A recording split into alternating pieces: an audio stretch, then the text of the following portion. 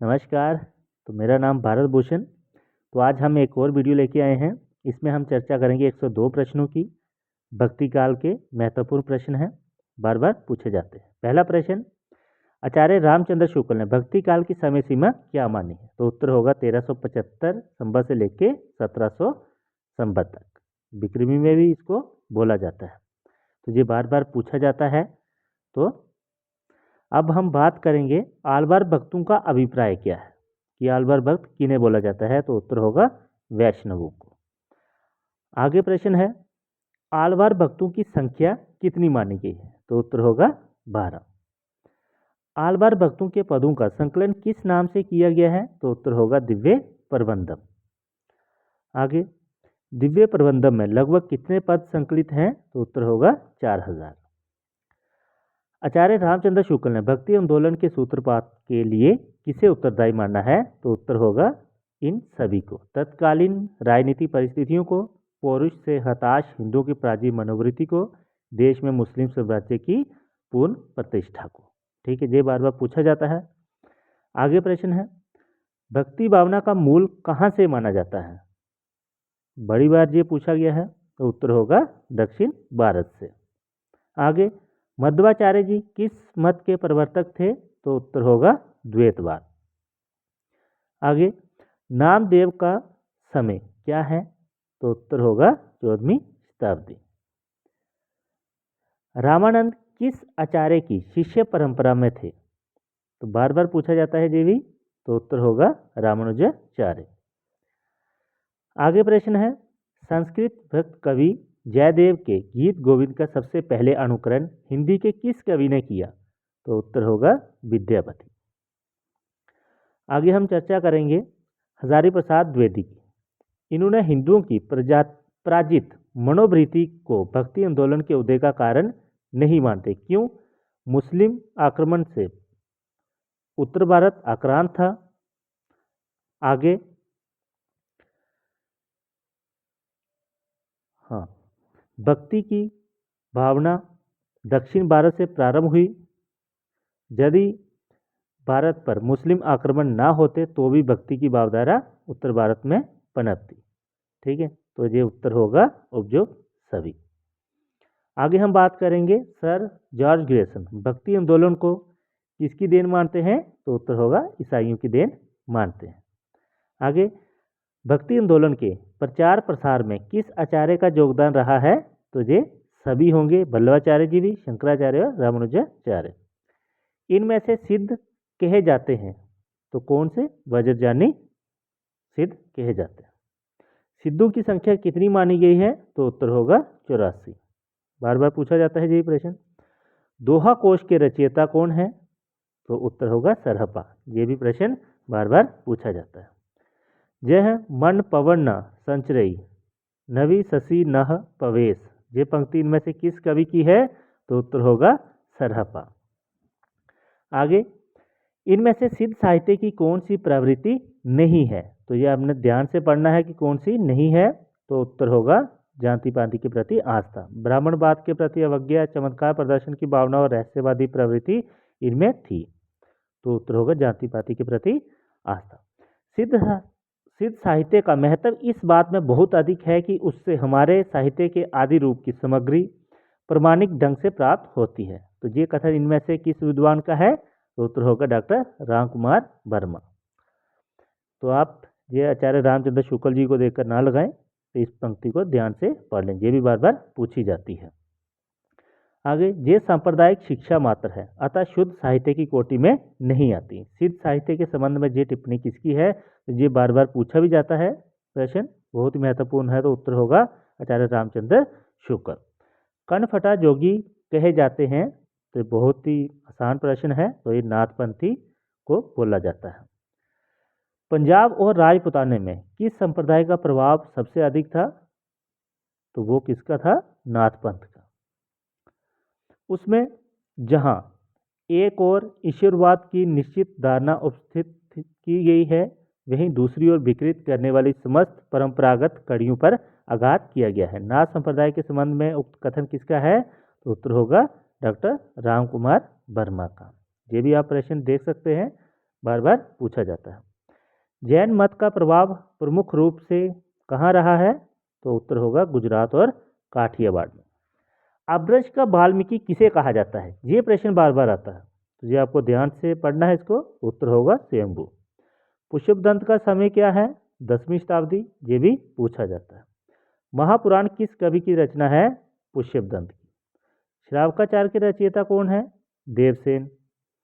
प्रबंध चिंतामणि इनमें से किस कवि की कृति है? जैनाचार्य मेरुतुंग की। पाहुड़ दोहा के रचयिता कौन है? राम सिंह। इनमें से हेमचंद्र की रचना किसकी है? कौन सी रचना है? शब्दानुशासन। पियो संगम कऊ निचड़ी पियो हो प्रोखो केम, पंक्ति किस कवि की है? उत्तर होगा हेमचंद्र की। भक्ति काल को 15वीं शताब्दी का पुनर्जागरण किसने कहा? डॉक्टर जॉर्ज ग्रेसन ने। इन्होंने भक्ति काल को स्वर्ण युग भी कहा है, ये भी आपको पता होना चाहिए। आगे हम बात करेंगे, धर्म की रसात्मक अनुभूति का नाम भक्ति है। ये कथन किसका है? आचार्य राजेंद्र शुक्ल का।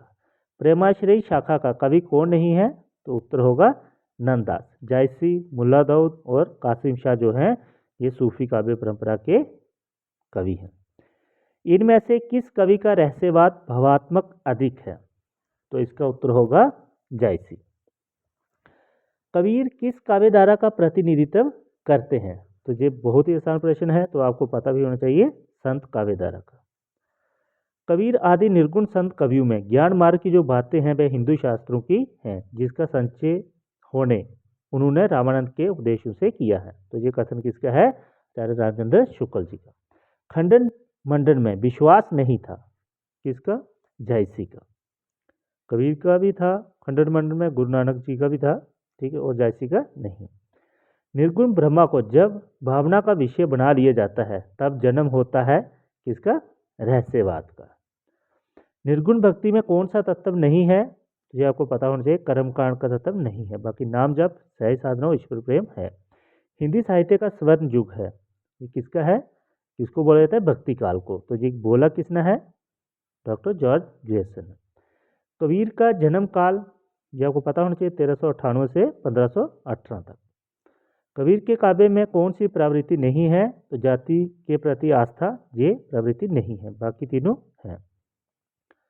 कौन सी प्रवृत्ति कबीर के काव्य में नहीं है? तो ये आपको जाति पाति का समर्थन उन्होंने नहीं किया था, बाकी मूर्ति पूजा का विरोध किया, पाखंड का खंडन किया, नैतिक मूल्य एवं सदाचार पर बल दिया गया।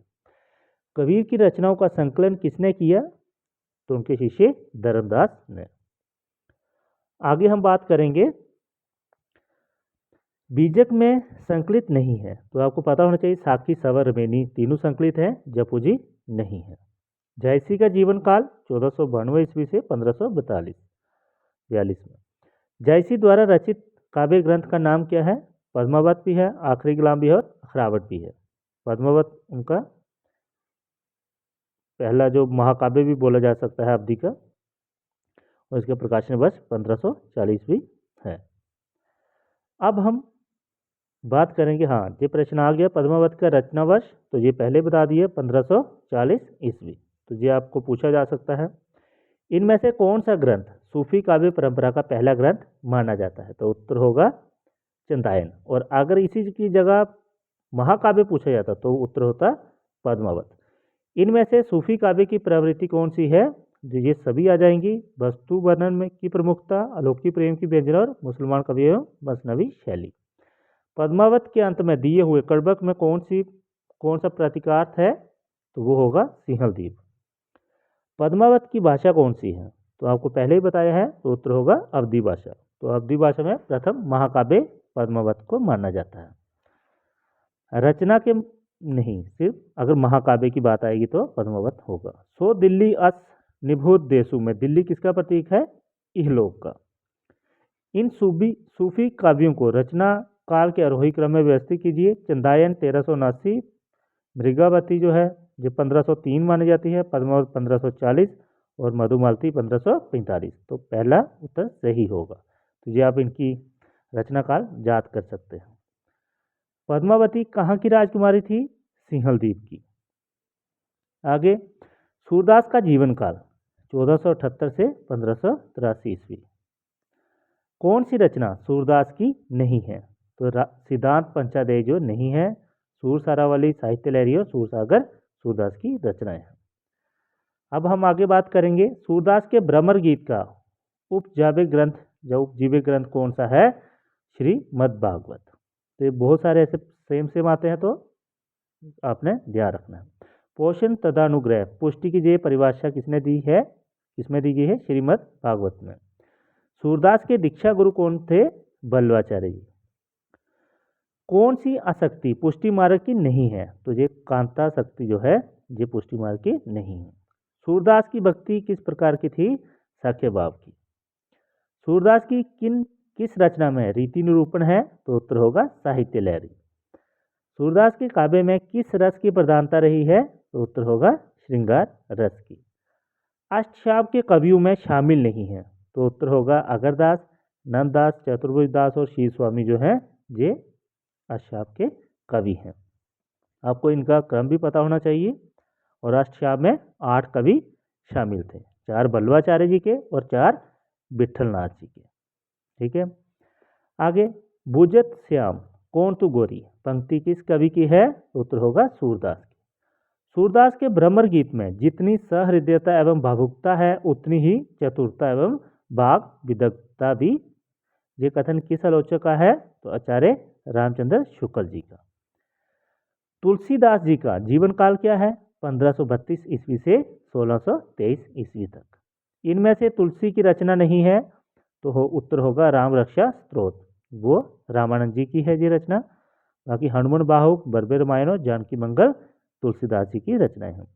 केशव कही न जाए का कहिए पंक्ति के रचयिता कौन है? तुलसीदास। बहुत बार ये पंक्ति पूछी जाती है।